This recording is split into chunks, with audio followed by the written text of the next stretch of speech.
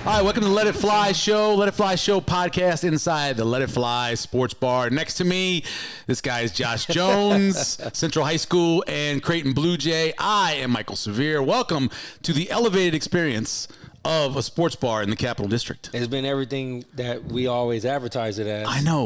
It's a win. I tell people all the time, though, if you're coming here for an event on the weekend, reserve a table. Exactly. Reserve a table. We came over here on Saturday just to run in real quick, and we looked in and we were like, damn. Yeah. Oh, well, yeah. I guess we're not going to be here before a Creighton game. It was super deep outside. Oh, yeah. Oh, my God, it will be people. pretty quickly. It doesn't take very long, and they got so much going on again this weekend. Every weekend there's stuff going on, obviously. This is a busy time, but normally we tape this on a Thursday, so you don't hear about the Thursday special. Right. We're taping this on a Wednesday, so you hear about the Thursday special. Do you know what the Thursday special is? It's your favorite. That means it's when you're feeling good, it's your favorite. Okay, I feel it. We'll say I got three now. You know, so no, number one favorite. The first thing you ever picked that you won, I was like, that's too expensive. Oh, there was a steak. Steak and fries. Steak and fries special. That is my favorite. Thursday night. Omaha steak. Yes. And Thursday's a loaded day. Starting at 11 a.m., you've got Creighton volleyball, right? Yep. They kick it off playing Louisville. I'm happy that wait, I say Louisville. Louisville. They swallow it. Louisville. They say Louisville there. They say Louisville. We got Louisville here. Yeah, Louisville, right? Nebraska. We got Louisville, Nebraska, but it's Louisville. And then Nebraska plays Georgia Tech at 1. For sure. So it's going to be hopping in here. It's going to be a volleyball party. And then Thursday night football, that's where it kind of falls off. We got the Patriots and Steelers.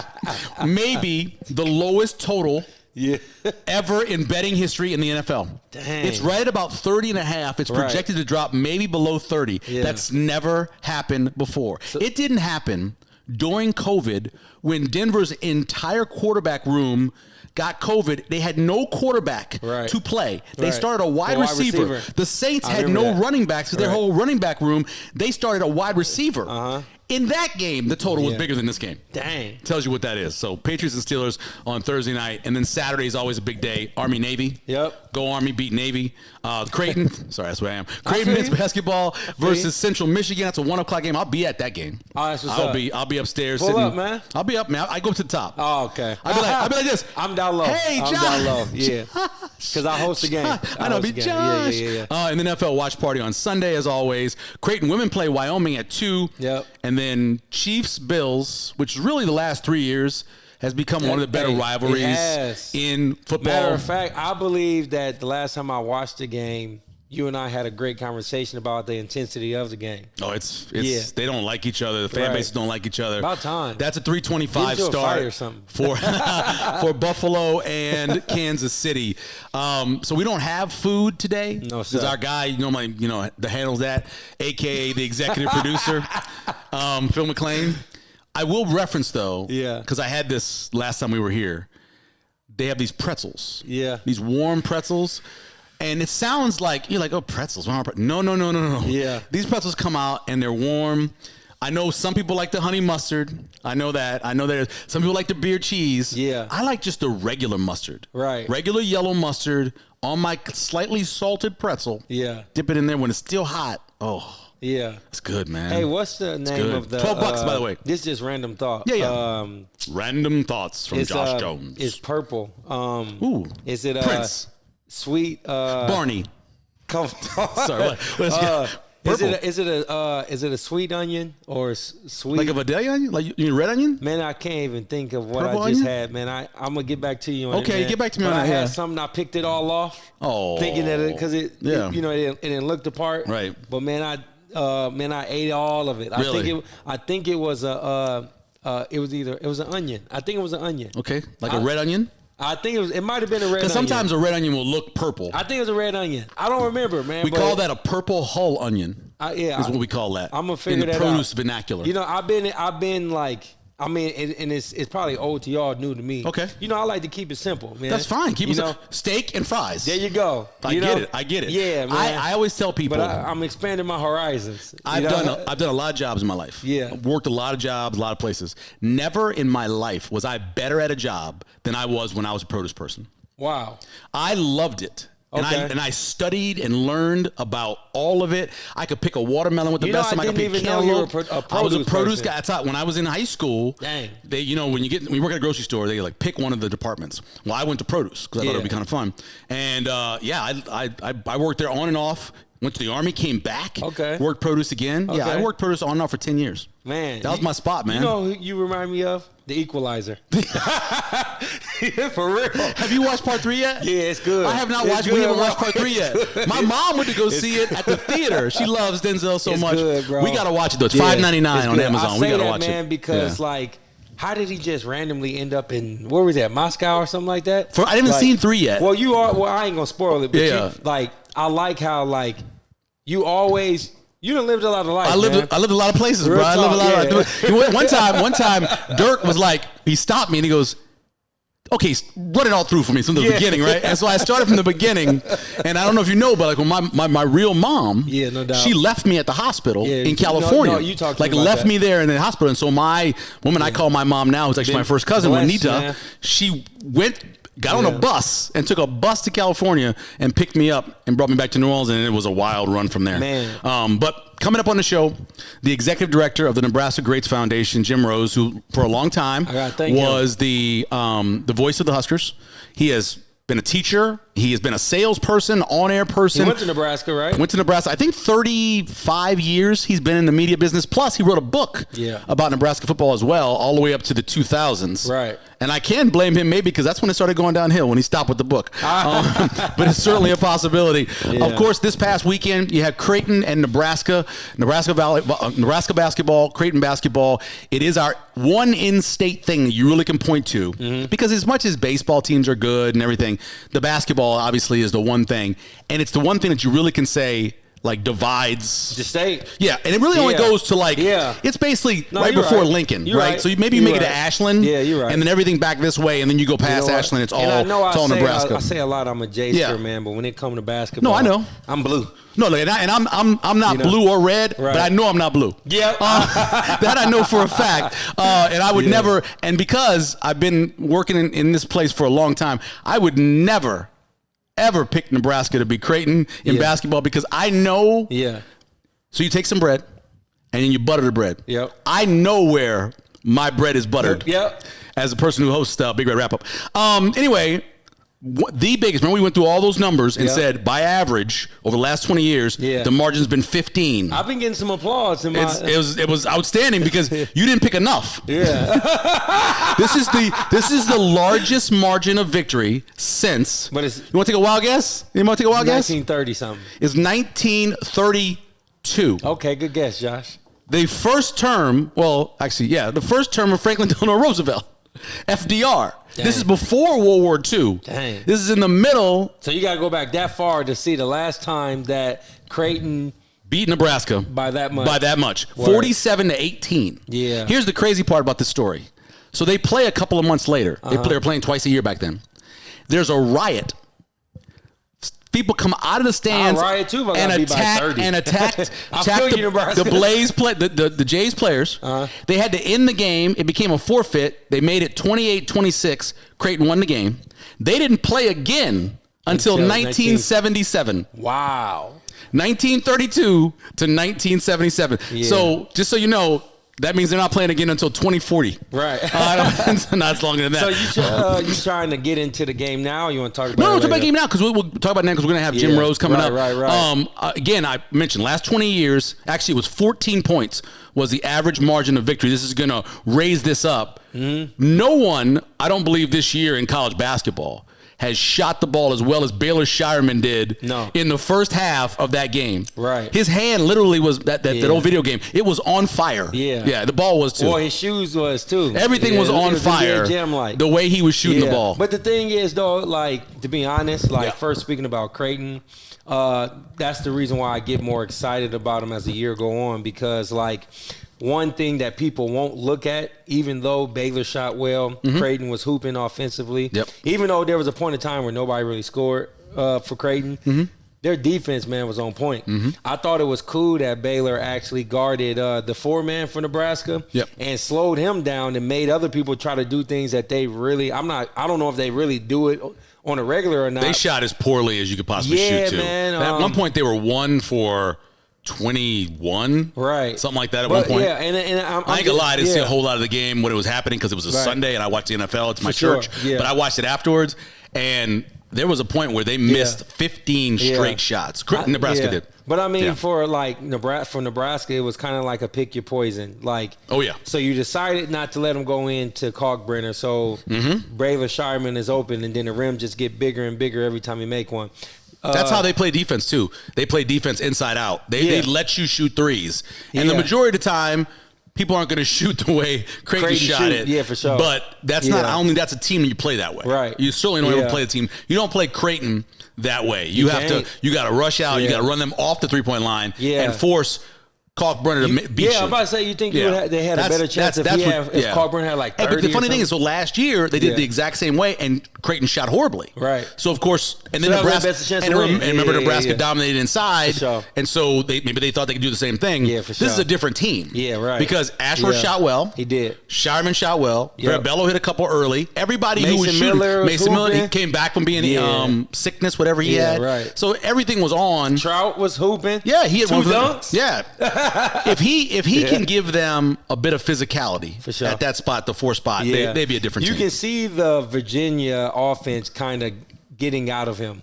You know, like it's a slow set of screen, pop, or it's just like he's getting used to the pace of the game with Creighton or whatever.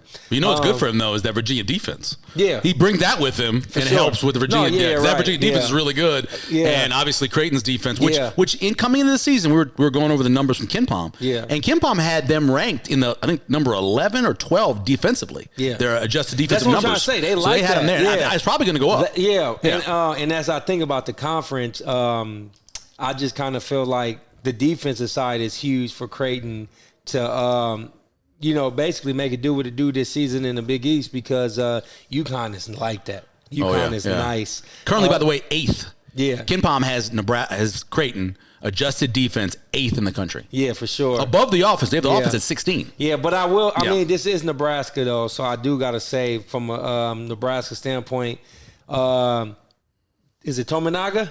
It is. Keisei Tominaga. Keisei, there you go. Yeah. Y'all put some respect on that boy's name. Well, that turned. Because he was hooping. That into the half. He hits that 3 finally. Yeah. And then he gets the technical foul. That 5 points. Yeah, that made him up 15 points. That's never going to be good at the end of a half. Yeah, for sure. But to be real, man, you can't throw the ball. You just can't do it. It was a literal technical foul. Like, I mean, he threw the ball at the ball. You can't do the ball to the rim. But you know, the thing I can't stand about basketball in general in the last 5 or 10 years. Yeah. And it's really been led by it's really been led by the NBA. Yeah. But I hate when you go to give up fake, the other person goes up vertically and you jumped into them. That, in my opinion, that's got to be an offensive foul to me. And in the NBA now, they're starting to call it because your little boy the kid from Atlanta. The little point guard for Atlanta. Trae Young does it all the time. And they kind of made the Trae Young rule where you can't just be jumping into people when they get in the air. And that's kind of what they did. He jumped into him and they call it. Whatever. You just can't. You can't throw the ball. It a little bit, you can't. I can't. I don't mind if the guy gets into your silo and you go straight up and he hits you. I feel you. I don't like when the guy goes straight up and then you got to lean under because technically. There's no way you can shoot the ball that way. Yeah, it's not. How are you going to shoot the ball when you're diving into somebody trying to shoot the ball? It's not a real shot. It's not. It's not a real shot. Sure. But he got the call. Yeah. And then Tominaga's got to control himself. I feel like if you lean for it, it should be on you. I agree completely. Yeah, I think. Understand. I respect that. This is an old man right here saying this, but the thing that drives me crazy is when somebody goes to dunk somebody and they take their off arm and they throw it in somebody's throat. And they get the dunk, and everybody's like, that's an offensive foul. How they say, that was different. That's an offensive foul. I'm like, that looks pretty and everything. Yeah. You just committed an offensive foul, in my opinion. You take the forearm in the chest or the neck. I mean, that's like the quote from NFL Films a long time ago where the guy said, "My quarterback was hitting the neck and the head. He's going to live, but that is a foul." It's a foul. What they should let you do in basketball, bro? They should let you hang on the rim. I think they should let you. Well, in the NBA, they do. Yeah, they do. Like college basketball, they will tee you up pretty quick if you hang in college. They should let you hang on the rim just a little bit. Yeah, and they should let you also in the NBA. I think they should let you taunt and celebrate more. LeBron James yelled and got a tech. Yeah. Well, the taunting part, celebration, yes. Yeah. You celebrate with your teammates. Well, maybe the word, celebrate yeah. in general. Don't get in somebody. If you get somebody's face, you know it's gonna end up happening. Yeah, they're gonna fight. It's gonna be a fight. You know. And I grew up in the era where there were fights. Larry every Bird, night. Well, who held Larry Bird? So Barkley held him, and Dr. J was hitting him in the head. That was truly one of the greatest nights of my life. I'm not gonna lie, because I hated the Boston Celtics, and I'm a Sixer fan, and they weren't very good by that point. They were getting bad. Exactly it was the best. About. It was the best. I remember a guy named Tree Rollins. Tree Rollins. So he played for the Atlanta Hawks. Yeah, there was a fight with them and the Boston Celtics. And on the bottom of the pile, somebody bit Danny Ainge's finger almost off. Yeah. And we believe it was Tree Rollins. We believe it was Tree Rollins. Hilarious. So yeah, we don't need that in the sport. Yeah. And what leads to that is the taunting part of it. Let's just play, celebrate with your boy. No more malice in the palace. But no, that was a fan though. That was a fan. That's who throwing the cup and then it's not like Meta World Peace could control himself. I was kind of pissed because I was just getting out of practice. Yeah. And so I didn't get to see it. Yeah. But I seen like the kids crying and stuff. I was doing a show. We were doing a show as it was happening on TV. And we're like, what is going on? Why are they? Because we used to do this, it was called Husker Beat back in the day. Yeah. And you're in a bar and all the TVs are on and you're like, Are you watching? No doubt. They're in the stands. Right. It was crazy. So 3 more for Creighton before they get to conference play. Yep. Central Michigan, we mentioned that on Saturday. That's going to be an easy one. UNLV, that's going to be Wednesday in Vegas. They got that. Okay. And by the way, UNLV's got some injuries. Yeah. They're 3-3 as we tape this. Yeah. They play Dayton tonight. Yeah. So we'll see what happens with that. And that's going to be fun. Why? What? Where? The Dayton game? At UNLV? Wow. Okay, so I didn't hear about that. Was it near the campus or was it near the? Because Thomas and Mac's not near the campus, so maybe. So Thomas and Mac where they play. That's where normally UNLV plays. So that's not what a tournament's going to happen though. Everybody's all right with the active shooter situation. No, it's always scary. Wild, man. And then the big one is Bama. Yeah. In the Chi. Bama's they're 6-2 and they play Purdue on Saturday. 6-2. They're 6-2. Purdue's coming off. So you remember when you was little? Yeah. Like maybe you guys didn't do this, but we did this in the South. They would send you outside, and they'd go get a switch. Oh, what? And then bring the switch in, and you had to clean off the leaves. Yeah. That is what Purdue did to Iowa the other night. Yeah. They just was like, wow, wow, and I had I'm not gonna lie. I had that as my big one. It was like minus 28. It's like it's over, man. It's over. But that's crazy. So you think they go 3-0 then, or what do you think they do those 3 games? I think Creighton goes 3-0. Home court advantage against Alabama is big. Yeah. For that game. And it's a powder blue out too. If it was blue out. Yeah, right. I think if it was a neutral site game or like at Alabama, I think it'd be a little tough just because they physical. Yep. But and they get up and down. But at the end of the day, we got Kalkbrenner. He's a difference in every game. Yeah, especially defensively. Even the times where I'm like, I want him to do more. He really be doing a lot. It just don't seem like it, man. Like Nebraska game. Now notice to put Baylor Shireman defensively on mass, allow Kalkbrenner to do some extra stuff, the little things. Right. Just be his presence. Yeah. Tominaga, there was plenty of times where he drove the ball and he just did a little U-turn. Yeah. Because he couldn't even go up. I'm not going to mess with this guy. So I'm just saying, Kalkbrenner makes a difference. Yeah. But Creighton goes 3-0, I think, in these games. And then, now, they were taping this on Wednesday, like I said. Yeah. By the time people hear this, it already happened. But Nebraska opens up their conference season tonight. They play Minnesota. How are all these other teams already opening conference? Well, when you have the conference the size of the Big Ten, it takes a lot longer to have this season. For sure. Because when you have 14, 16, eventually 18 teams. Yeah, for sure. They have 14 now. Who coming next year? Yeah, USC, UCLA, Washington, Oregon. Yikes, Nebraska football. It's a lot. It's a lot. So, and it's all those games. The last 5. So their first 7 for Nebraska football, first 7 are all pretty winnable. Colorado comes here. They're a mess right now. I don't know what Colorado will be at that point. Like, I remember this, like the old Big East had like 16 teams. It looked like it. I know the ACC definitely had 16. The ACC at one point had 16 teams. But are they going to have like pool play or everybody going to play everybody? Everybody's going to play everybody, but some you only play one. Gotcha. So like, for example, which is stupid, Nebraska only plays Iowa once. That's stupid. They should play Iowa twice every time. They do play Minnesota twice. So they play Minnesota. That's tonight. We'll see how how Nebraska handles that game in terms of bouncing back. And then on Sunday, big one. They play Michigan State. I know. That's going to be huge. I know. You got to play that one. Yeah. Before we get to our guest, Jim Rose again, former voice of the Huskers and the executive director of the Nebraska Greats Foundation. So the tournament for the NBA, the in-season tournament. It's been popping. Here's what's crazy about it is I love you got to do math Why? What you mean? Because they have like the point differential thing, right? So you're playing a game, but for seeding purposes and everything, you got to get to a certain point. So they had a game it was Tuesday night. We're taping this on Wednesday. Game on Tuesday night. It was Monday night. I can't remember. Where they had to keep scoring. Phoenix.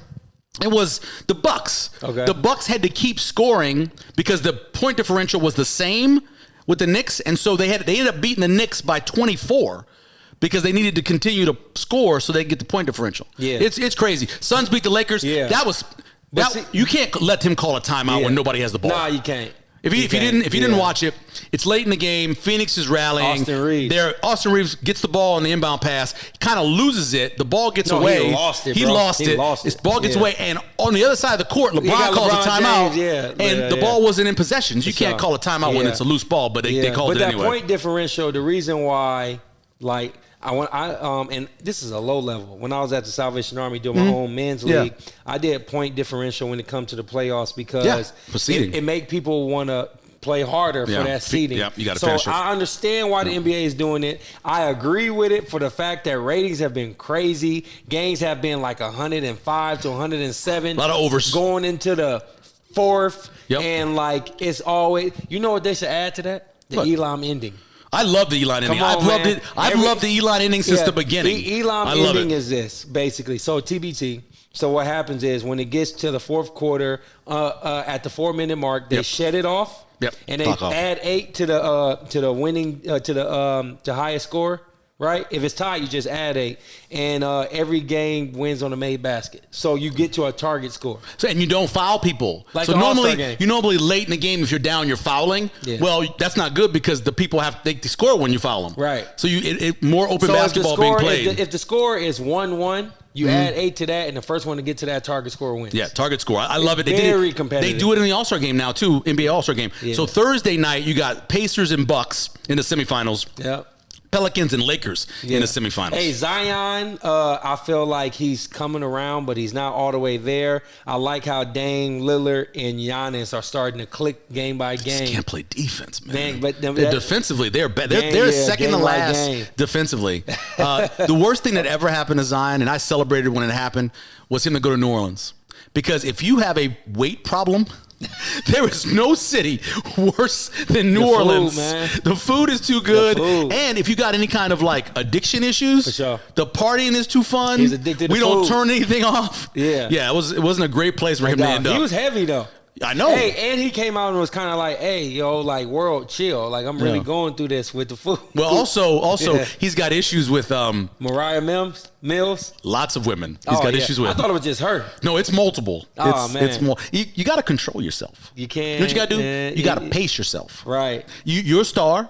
You got lots of money. Yeah. You're the NBA star. You got to pace yourself. There's lots of time. Yeah. You don't have to run out. You don't have to, what's the line? You got the two bulls up on the hill, and they look down at all the women, all the girls down there, and they're like, let's run down there and grab one. And let's just walk down there and get them all. I mean, just take your time. I feel you. You got like 10 years, right? No Calm down. I feel you. It's the last thing you need, man. Yeah, you're funny, just saying. Man. Coming up, we're going to talk to Jim Rose, Executive Director of the Nebraska Greats Foundation, a great organization. We'll talk more about what they do for folks, exactly, and how you can help them as well. We come back here on Let It Fly Show.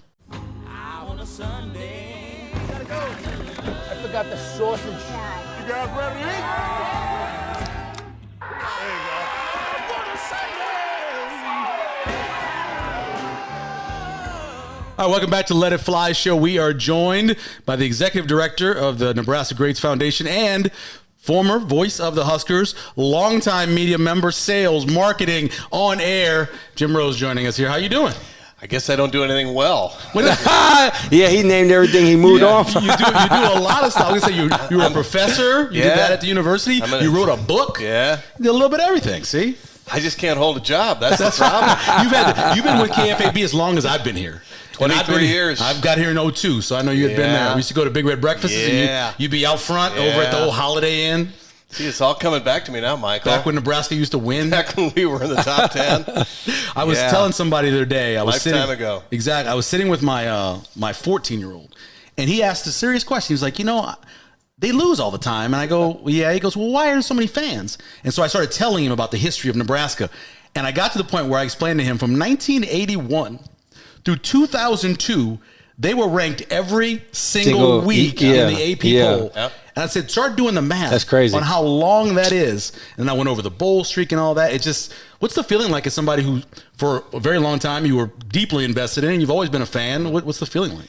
It's amazing. You quote that long streak, which I believe is 342 weeks. Look at him. All-time record. Because I was there when it ended. Oh, yeah. Yes. But here's the thing about that 1981 season, because I was a freshman in college at the time, guys.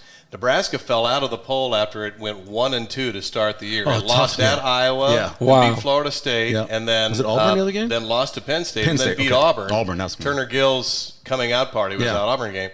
Well, that was the only week the Huskers weren't in the poll. They came back after the Auburn game. Yeah. So you take that 1 week out, it goes all the way back to the 60s. Wow. So back to 69. Yeah, it goes all the way back to the 1960s that they were rated in the poll. And remember, that was when it was the top 20. Yep. Yeah. Today you even get an extra five spots. Yeah. But, it was a great run. It was an incredible generation. Mm-hmm.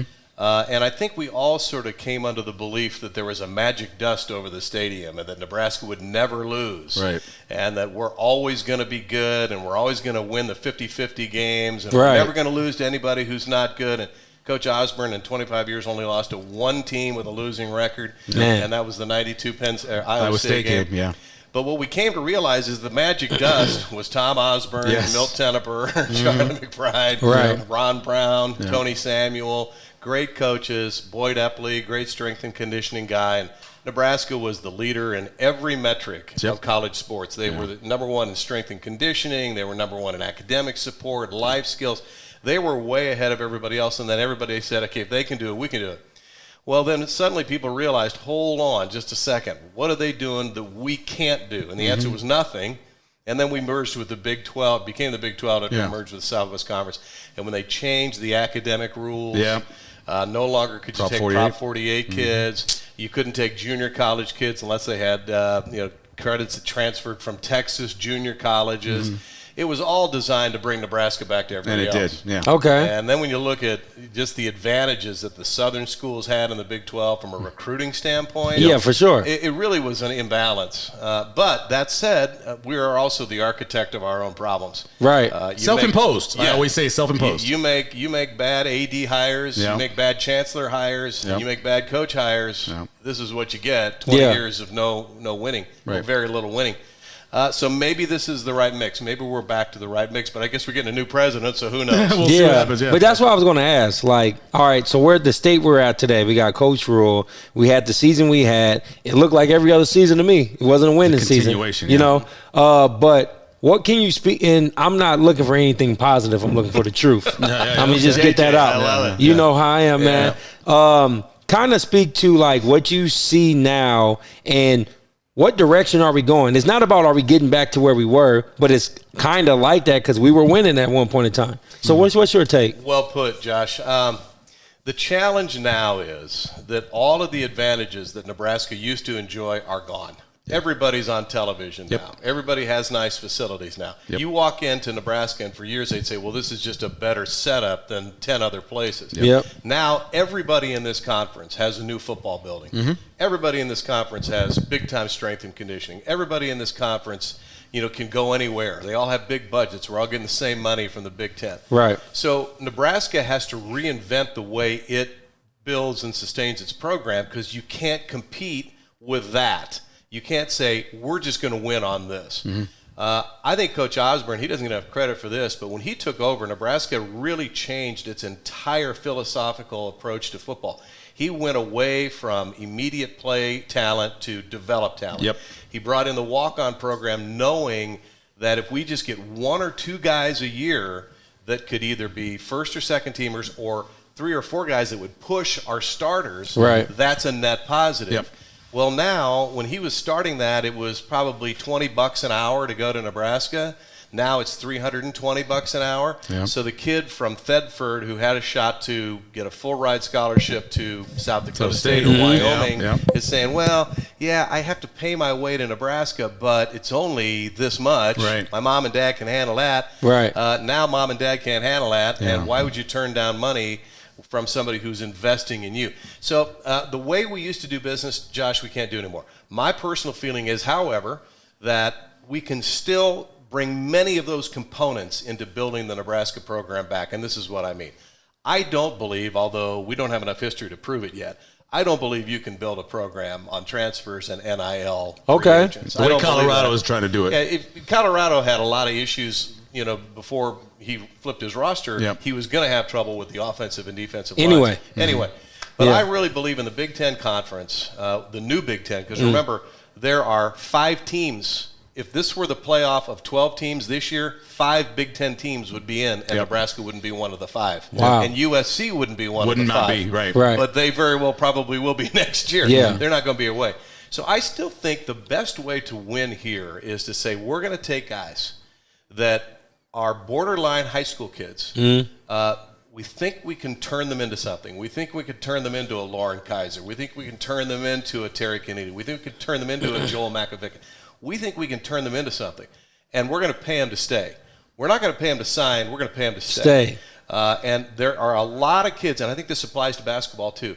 You're going to have the $1 million babies at the top. Yeah. But then there's a whole cut of guys that are not that way but close. Yeah. Let's go get those guys, get them in here, turn them into something, pay them to stay. NIL is here to stay. NIL ain't going anywhere. Right. So you got to adapt to it. If there's a good chance the schools are going to start paying. Controlling it. So that might make it even better, because I think you'll see some continuity. I don't know that we're going to have a union right away, but I'm not opposed to a players' union, because then you can collectively bargain with them. Yeah. Right. And you can bargain on salary caps. You can bargain on transfer rules. So I would think, and I think Coach Rule believes in this, although, he was talking about quarterbacks and not signing big money quarterbacks a week or two ago. Well, now he's looking at 4 of the potentially high dollar quarterbacks in the transfer portal. Yeah. I just think the best way for our program to get built, because of the same recruiting restrictions that we've had for 150 years, go get guys. That doesn't mean you're bringing in a bunch of walk-ons and thinking they're all going to turn into great players. Right. But go get guys that don't have an entitlement mentality, that want to be here, want to turn into something. You're not going to keep them for 5 years, but you can keep them for 3. 3 to 4. That's all we need. And if you do that and you build your core that way, then go get the guy that makes the big difference. Man, that's you the said what I Rosarian said plan, in an educated way. What are you talking about? You're more educated than I am. You went to Creighton University. Exactly. Oh my Jim God! Rose joining us here. You're basically talking about doing it differently, right? Than a lot of people are. And I think that's what Matt Rule's already saying he's going to do. He is going to be a developmental program. And even guys like Jalen Lloyd, who probably would have been a sprinter someplace, but you say, all that speed, we're going to figure it out. We're going to get a guy in there. You look at the Bullock twins, both of those guys and what they could do. I just look overall at what he's putting together. If he can, like you said, get 3 years, because we're constantly going, well, they ain't get to the bowl this year. They ain't get to the bowl. You got to give him time. Yeah. In 3 years, I think he's going to have a program that is in the middle of a very good, soon-to-be Big Ten, deep Big Ten. If you can get to there, then no telling how far he can get. Couldn't agree more, Michael. I think that's where Nebraska has to be. And the other thing Trev said last year to me, and I think he's probably repeated it many times, we have to change our definition of success at Nebraska. Man. Me growing up, 13-0. Interview over. He said it. 13-0, Right. or it's a bad year. Yeah. Okay, Beat Oklahoma, or it's a bad year. Yeah. Right. We just sulk the whole offseason until spring runs around. Yeah. But the definition of success now is getting into the playoffs. Yep. Not 10 or 12 or 13 wins or whatever it is. Get into the playoffs. Yes. You guys Just like contend the in the Big NFL. Ten. Because I was about to say that to both of you guys. Yep. I say it to Michael all the time. Well, how do we win now? Right. Like, go ahead. I'm sorry. I really believe I'm that. listening. I think, JJ, I really believe it's, look, we got to get into the top 12. Yep. All right? Yep. And if you get into the top 12, magical things can happen. Basketball has applied this principle for 30 years. Get into the Just get into tournament. the tournament, yeah. Get a good seeding. You're right. Nobody really, winning the conference is great. The coach is going to get a bonus. Kids are going to get rings. That's cool. You're going to get T-shirts and all that. Yeah. But really, if you were to talk to the Creighton Blue Jays they want to make the NCAA tournament. they want to be a 5, 4, or 3 seed. Yep. Okay. Just like last year, because they know that UConn and Marquette are going to be tough to displace. Yep. I don't know about you guys, but I've been watching UConn. No, thinking, we already talked about it. We already talked about Look it. at their early season Yeah. schedule. They're Look good. at who they're playing, and they're beating them. Yeah. Right? Yeah, big They're game for hanging Marquette in there. tonight. Yep. Yeah. Big. Yep. So I look at it this way: get into the mentality of, all right, we aren't going to have to play Ohio State, Penn State, USC, UCLA, Oregon, Washington every year. Right, just 2. So we gotta get into the top 12. Hard to do because the SEC is going to get 4 in there. The Big 12 is going to get 2 or 3, maybe. The Big 10 is going to get 4. 4, yeah. 4. Yeah. You might have 1 or 2 remnants from the ACC and Notre Dame or somebody. It's not going to be easy, but to me, that's the definition of success. Man. And stop beating yourself. The Jalen Lloyd example is perfect for me, Mike. I looked at that guy and said, all right, this guy, nobody knows about him, and yet he's got unbelievable athletic ability. Yep. Let's make him into a football player. Right. And I think Kobe Bretz is still in that place. When I saw him play for Westside, he was spectacular. Yep. He was on the same field with Cole, and yet this guy stood out, and I go, that's the guy. Yeah. He can excel in 3 different sports. Diver. One of which is probably his best, and the judgment there is, does he get to the Olympics? Right. But look at his physical capacity. Yeah. And he's just scratching the surface now. I mean, he's a guy that has unlimited potential because of all of these experiences. Right. So if we keep turning guys, high school kids into Jalen Lloyds and others, and there have been many, I think Nebraska's in great shape. And then you gotta quit blowing it on guys like Xavier Watts. We were talking about this on the radio this morning. He's the defensive player of the year. Okay. Crazy. Now, the only reason that Scott Frost slow rolled him is that he had a bad 40 time in a camp. Okay, well, let's go back. The same time that Betts had a great 40 time and the vertical and all that. Yeah. And Xavier Betts was also a spectacular high school athlete. Great athlete. So this is the difference between then and now. Yep. For all those years, Milt Tenopper, who covered Nebraska recruiting for Nebraska and was really, if there was a guy on earth that knew offensive football as well or better than Tom Osborne, it was Milt Tenopper. He understood that offense better than anybody in the world. He would say, okay, I've got a network of 150 high school coaches in Nebraska. And he would constantly talk to him. He'd drive out there in that red truck. He'd have beers and coffee with him. And he'd say, okay, Michael's the coach at Burwell High School. And he'd say, you got anybody? And you'd say, no, but there's this guy, Josh Jones, down at Bartlett. Yeah, we you played need to against look him. for him, Yeah, okay? right. And the trust factor was so big because then when Michael did have a guy, Milt would recruit him, okay? Wow. Well, he'd say there's no way Milt can see every high school player in the state. But with that network of contacts, we all working together. Right. Yeah. So Scott Frost needed somebody to say, okay, Xavier Watts doesn't run a great 40, but when he puts the pads on, Mike Rozier. Okay, Mike Rozier was a slow runner until he had the ball in his hands, and he got pads on, and then nobody could tackle him. That's the kind of thing we need to start doing more. Right. Yeah, man. it's a big time. Are we Trev on TV. Are we where? Trev on TV. Right? I see him. I see him. So I guess my question is it sounds like we've just been behind in philosophy for so many years. I know at the end of the day, the blame goes on the head coach. How long do we give Coach Rule? You don't really want to just keep getting new coaches. Can't do it. What's the strategy? Would you say from your perspective of this with Coach Rule? If we result the same way for the next 3 years, what's going to happen? Yeah. Well, your first point is the one to hang on, Josh, and that is we just can't keep changing coaches. Yeah. I mean, we hung in there with Bo Pelini a long time. Yep. First 3 years, Bo was using Bill Callahan players, and I know a lot of Nebraska fans don't want to hear this. Bill Callahan had it close here. His recruiting class coming in 2008 was loaded with NFL guys. The 07 class. Yeah. Those were the guys that turned out to be the Bo guys. But the truth is, he had a plan. And remember, doing it without the transfer portal. Right, I know. Because, if you transferred in like Sam Geller, you had to sit. But, he didn't go crazy on JUCOs, although he got a couple. The first year. Adaganduro and guys like that. 05 year. The truth, Barry Cryer, here's the thing. He had it because he knew what he wanted to do with this offense. He says, I know what it's going to take to run the West Coast offense in the Big 12 Conference. And I know what kind of receivers I got to have, and I know what kind of linemen I got to have. And you look at Carl Nix and some of those guys. I know what it's going to take, and they were coming here. All right? They were. Yeah. And so they were. But, obviously Nebraska changed ADs. Bill had some other issues. He did not mind the defensive side of the ball. They win the Big 12. They win the big championship in Kansas City. 2009. They win in 06. If Maurice Purified doesn't fumble in the first play of the game, they win that game. Yeah. I'm telling you, they're going to play. I think it was TCU or somebody in those New Year's Six bowls. It would have been a big difference. That class. If Terrence Nunn doesn't fumble against Texas, Nebraska wins that game. That's the signature win. That was signature win. And then they have a better New Year's bowl. Absolutely. So that game down in Kansas City, I believe. Truly the weather for the first time in years affected Nebraska. Zach Taylor's arm could not handle the cold weather. 2 more miles an hour. Yeah, he didn't have the strongest arm to begin with, but when it was super cold, I'm thinking, oh my gosh. You know what he said though after that game? On the ball. He said this after the game to a bunch of us. He said that was the first time that he ever was that confused by a defense. Their defense was so good that they had him thinking, and in a couple times, 2 throws. Nick Harris intercepted one of them, where if he just had 2 more miles an hour, he gets there.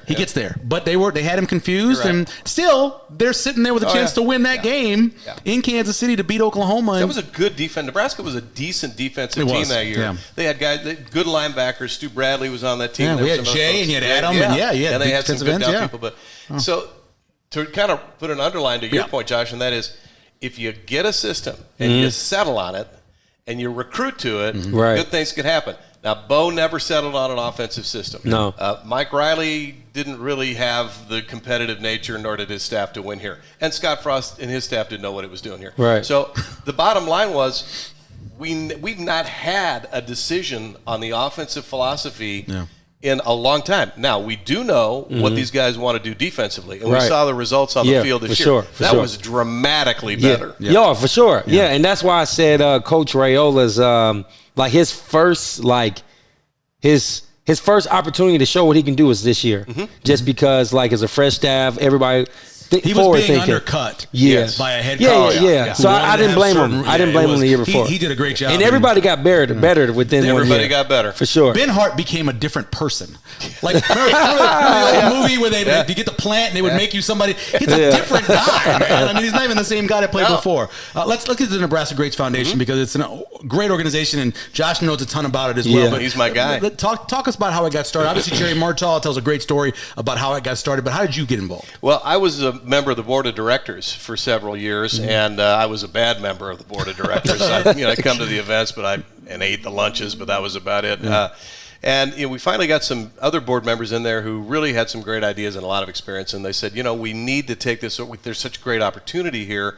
Let's make this a real day-to-day operation, because it was kind of a hobby foundation, which is not unlike a lot of them. That's how I got involved. We do some stuff and then do some stuff. We do a little bit here and then do it, but it wasn't a day-to-day. It's hard when you have volunteers. It is. Yeah, it's really hard. And nobody screwed anything up. It's just that it was not the culture of the foundation. Was when we get a recipient, we'll do something for them. We'll have a fundraiser, raise enough money, do something for the recipient. But we were missing out because there were so many opportunities to build relationships with all 16 schools, to do a little bit more outreach, leverage guys like Josh Jones, who people know, love, respect, tell his story, create some outreach material, just do stuff on a day-to-day basis. And for some reason, the consultant that talked to us thought that I might be a good candidate to try that, so they asked me if I'd do it, and I said, well, of course, I'd be happy to, and had great support from the board of directors. We've had a lot of good ones come and go. We got good ones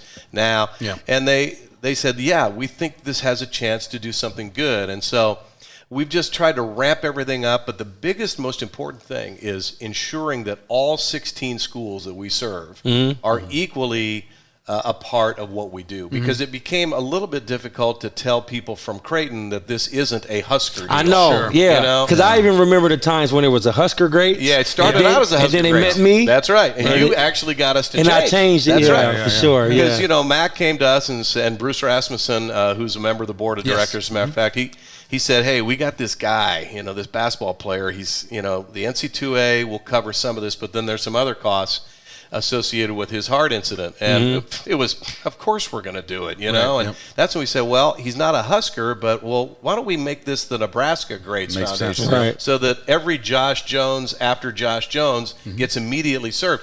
And we've served athletes from darn near every school. Men and women from almost every school of the 16, some more than others. Obviously, you're going to have more Huskers because there are more guys coming. We got Kearney guys, we got Wayne guys, we've got Peru guys, we've got obviously Creighton folks and Bellevue, and that's a really rewarding part of what the Nebraska Greats Foundation does. Is it's not just for football players, and it's not just for guys that maybe it's for everybody. Former athlete. If you lettered in a sport, man or woman, and you have a medical need and you have a financial challenge, you qualify. Man, I mean, to me, like, it helped my life just because, like, I'm the patriarch of my family, and like, before the foundation was even like around in conversation with me, bro, I didn't know what I was going to do. Sure, I bet. Like, it was the first time in my life. Like, I mean, for people out there who don't understand, it costs like $250,000 to have open heart surgery.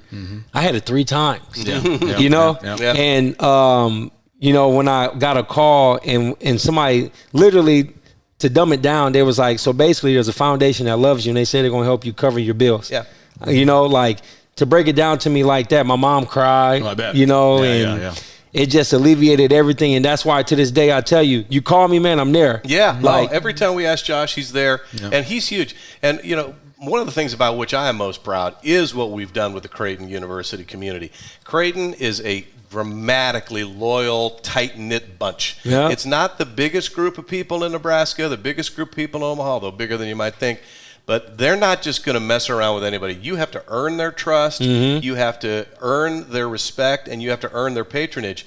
And it wasn't just Josh. It was I personally spent a lot of time with Creighton folks because number one, the university is a major part of Omaha. It's a major part of Nebraska. But there are some wonderful people in that place. Ed Service, Kirsten Booth, Coach McDermott. Bruce, his whole staff, all those people there are great people. And some of their trustees are great people. So for us, it was really important to demonstrate to the Creighton community and to UNO, and we've got a great experience. We've done a lot of UNO Mavericks too. Make sure they know that there is no line here. Everybody is on the same line. And it's not we're going to serve this guy first. It's whoever needs it gets it. Right? And we finally started to break through with the help of Coach Mack, with Coach Altman, with Kyle Korver, who's been a supporter of ours. Doug McDermott has been a huge supporter of ours. And that makes me really proud because now I really believe that the brand of the foundation is the Nebraska Greats Foundation. So what happens is somebody has this health issue. They apply. You guys have, by the way, a lot of good athletes that have come out of the state of Nebraska. A lot of good physicians. I was looking at your physician review board. For sure. A lot of guys that have played ball. They're pretty smart guys. They go in front. They go in front of the board and tells you what you should do. Yeah. So it's real simple, actually, Michael. If you're a former athlete and you think you might have an issue, either you've got a health issue and you don't have the insurance or you don't have the financial means to pay for it, all you got to do is just go online to negreats.org, negreats.org. There's a very short form. You click it, and that basically says, I'm Jim Rose. I ran track at Kearney and X. It goes right to our administrator, Sandy Zaroya. She then gets right back to you, and we start the process of getting all of the information. And if you have all of the information that we need, which would be financial records, your attending physician ratifies and confirms your condition, then we will gather all of that, and we will take it to the physician's board. One more layer of compliance for us. We'll have either Dr. Horgan or Dr. Zadiska or Dr. Strasburger or any of the guys you talked about. Monte Cristo. They'll say, yep, I know about this. Sometimes we tailor to their specialty. If it's an orthopedic issue. In many cases it is. It goes to Strauss.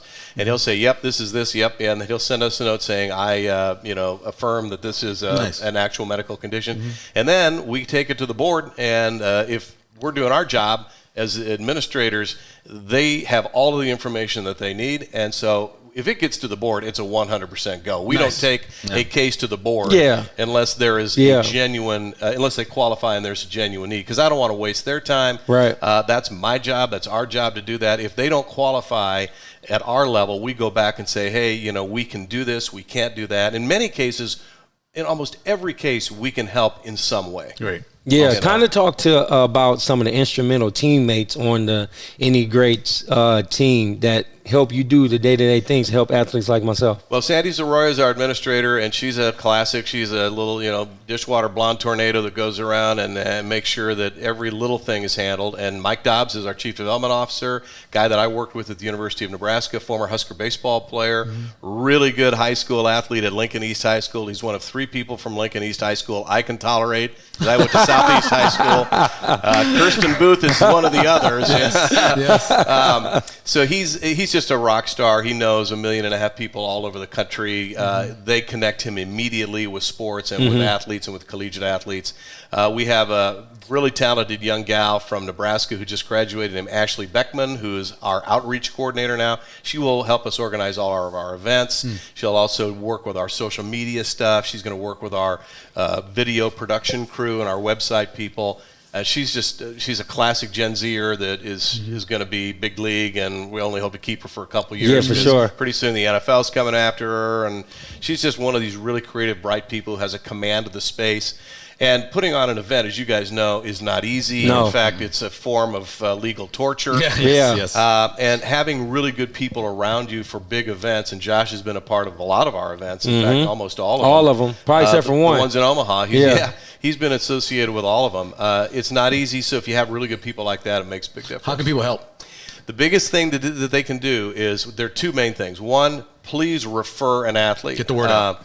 If you played with somebody or you know of somebody, even if you're not sure, the biggest challenge we have is because athletes, and he knows this. I was like, nah, bro. Oh, yeah. I'm going to figure it out. And we have some Creighton people that need a kick in the rear end that are probably people we can help, but they don't want to ask for it because athletes have massive pride. They absolutely do not want to ask for help.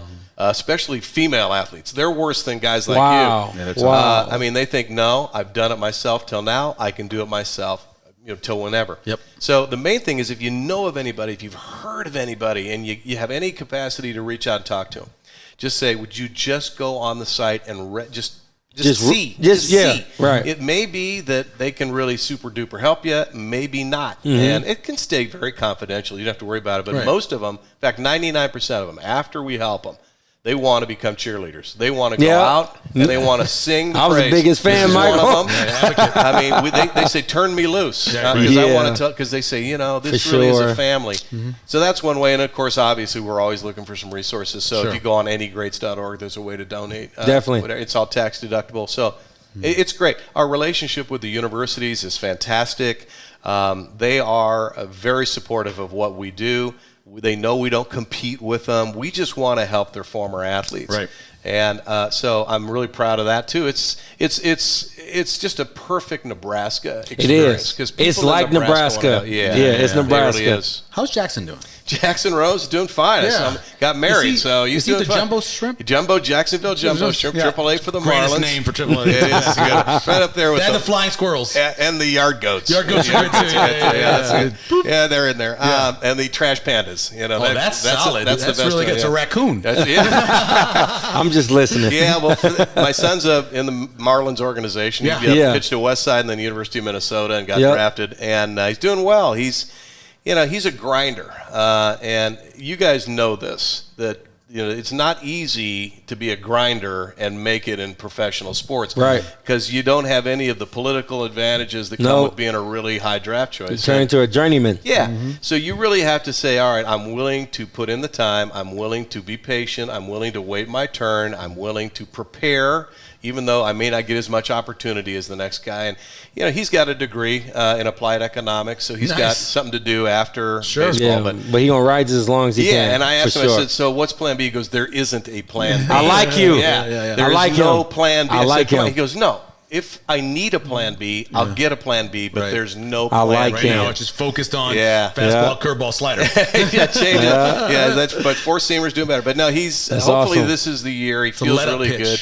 It is. Let up pitch from Adrian Fiala. That's right. Let up pitch. Let up pitch. I love that. But he's doing. Thanks for asking, Michael. I appreciate that. And I remember when he was like this big. Yeah, very. Oh yeah, he was littlest guy. Yeah, littlest guy on the team. Now he's one of the bigger ones. I'm trying to get him acquainted, man. My son is 4, and he's Josh Jones 2.0. Oh my gosh. And he's sleeping on him. I'm not sleeping on anybody. He's sleeping on him. Right? Here's my thing. I always tell people the same thing. Look, nobody wants to hear about your fantasy football team, and nobody wants to hear about your kid playing Little League. That's right. That's all. Eventually, unless he scored 40. When he's in high school, I'll be like, I knew that kid win. Talk to me when he's a freshman when and he's he a lights up, Burke for 40 or something like that. I know that kid's dad. That guy, I could see that when he was 5. Jim, we appreciate it, man. Thanks for sure. it. Always you good, guys man. are doing incredible work over there at Nebraska Greats Foundation. It's negreats.org. negreats.org. It's awesome. And thanks for having me on. And guys, we'll see you at the ballpark. All right. Yes, sir. No doubt. Thanks, Jim. All right, welcome back to the Let It Fly show. We appreciate Jim Roser coming on and the organization against Let It Fly. Rosie is funny, man. Rosie is great, and he is an absolute encyclopedia when it comes to Husker stuff. Right. Like, I remember I got here in 2002 to now. I know a lot of that, especially when I was on the radio. Yeah. Jim goes all the way back to before he was born. Dang. With numbers. He just incredible. That's why he's on the board for the Nebraska awards. What's it called? The Omaha Sports Commission. Okay. And the Omaha Sports Commission every year puts in people to the Hall of Fame. Come on, Jim. Exactly. I even asked you why you were here, but come on, Jim. Exactly. Next week on the show, I'll be in Vegas. Mm-hmm. You're not coming to Vegas? I can't, man. It was almost that time for that baby to drop, bro. Man, she got like a month left. Nah, that's not what. I know the math. I remember it's a month left, right? It's not looking Isn't like she doing like in January? It's supposed to be, but it ain't looking like Okay, all right. Yeah. Baby come early, that's fine. Not. Right. Hey, I need out of here. So we're going to be at Vegas for the UNLV I might Creighton come. game. I might, yeah. I mean, if I can come, do what we got to do. Yeah. See you guys and get back. I missed. So we were going in 2005. Yeah. Nebraska went to the Alamo Bowl. That's the game against Michigan. Word. Great game. And my wife was pregnant with our oldest, Miles, and she wasn't due until right at the beginning of January. Yep. But as anybody knows who knows how taxes work, you want to have that baby before the end of the year. For sure. And so she wanted to get induced. So we actually, the night of that game, Michigan, Nebraska, we were going to go in at halftime, but the game was good. This is like advice. So we didn't go in. We went after the game. Yeah. And Nebraska, they won. I don't know if you've ever seen the game. It's before you were born, probably.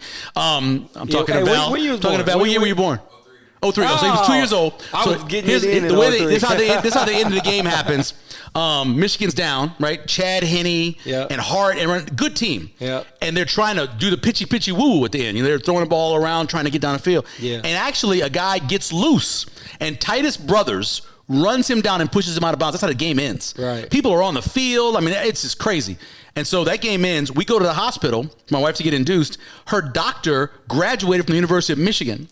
People had taken condoms, because it's OBGYN, and blown up red and white condoms and put them all over her office for Nebraska colors. Wow. It was crazy, dude. Yeah. She had on her Michigan scrubs and everything. Wow. My wife got this. She's like, you're not going to give me a epidural, are you? Because I'm a Nebraska fan. Yeah, right. She's like, no, we'll do that. But we'll be in Vegas covering the game. Yeah. And so probably what happens, we'll do Tuesday night preview. Okay. And then Wednesday, I think we'll end up doing is a post-game show Wednesday night, and then come back Thursday after hanging out there. I know they're talking about staying another night. I know. Trying to go to the football game. Oh, that'd be tight. Yeah, it would be. I mean, that play, it's a big Roomba. Dang. You know the Roomba? You know what a Roomba is? No, a Roomba is that vacuum cleaner. Right.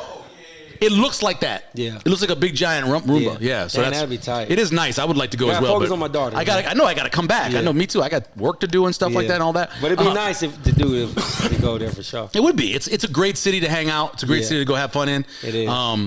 One time we got to go and bring once you got the second paper, go bring our wives, and do do it up. We will. Have a blast. We have a blast doing that. We want to thank our executive producer, Phil McLean, who is nowhere to be seen and did not have the food for us today, as that's the way he rolls. Yeah. Val Elvis, who is on the Wheels of Steel, running this whole thing. I don't know where Matt Pittman is. I don't know where Meg is. Where's all the other people? It's cold outside. When it's cold, man, people be acting funny. It's not that cold. It's like warm today. What's the high was like 50 today, right? Yeah, I'm on them. Yeah, I heard it was like 50 today. Blood thinners, man. Oh, I know. I'm just saying. It's going to get worse.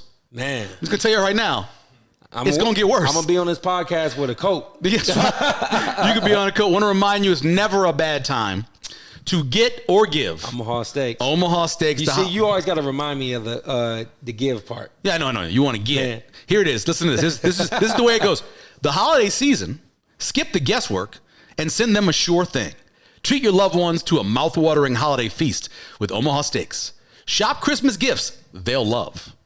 Like that. I like that. That's the read right there. I like that. Go to the website, check it out. They've got all kind of specials during the Christmas time, Christmas gifts. You can earn reward gift cards where you can give those off as well. All this stuff you can get. It's amazing. Yeah. And it makes it easy. You know what they never have to worry about? What's if it that? fits. Yeah. Because it always fits. Man. It always fits. So you want to do that as well. So, again, we appreciate Jim for coming on with us and everybody who helps make the show possible. Josh, take us away. Hey, Josh Jones here with my guy, Michael Severe. You know how we do it. It's the Let It Fly show.